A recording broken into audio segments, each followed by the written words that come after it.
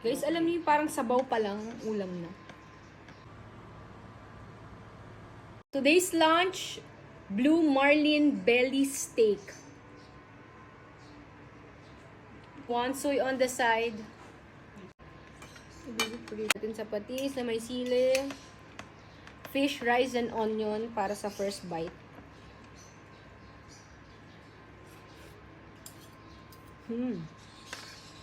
Sarap. Wala talagang tatalo pag isda yung ulam.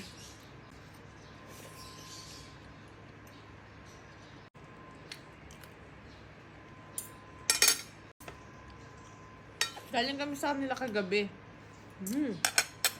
It's so white and it's so perfect. 8 hours nga. Sabi sa iyo. Bite na natin to with the rice. Ngayon lang talaga ako nakakumpleto Big ng bite, 8 hours. guys.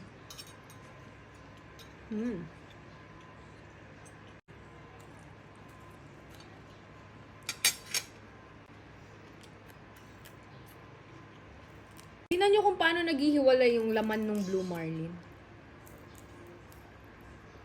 Ayan yun. Gusto ko yung fish na yan. Tingnan nyo.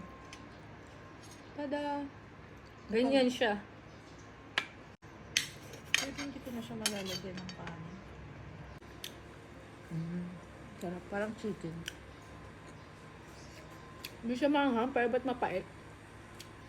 Oo. Kasi pag kumakain akong Dynamite, minsan ang pait. One soy, fish, onion, and rice in one bite.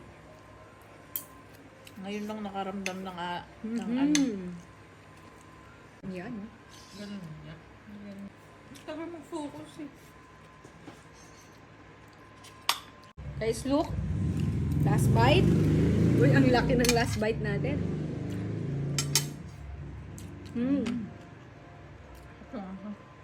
Delicioso!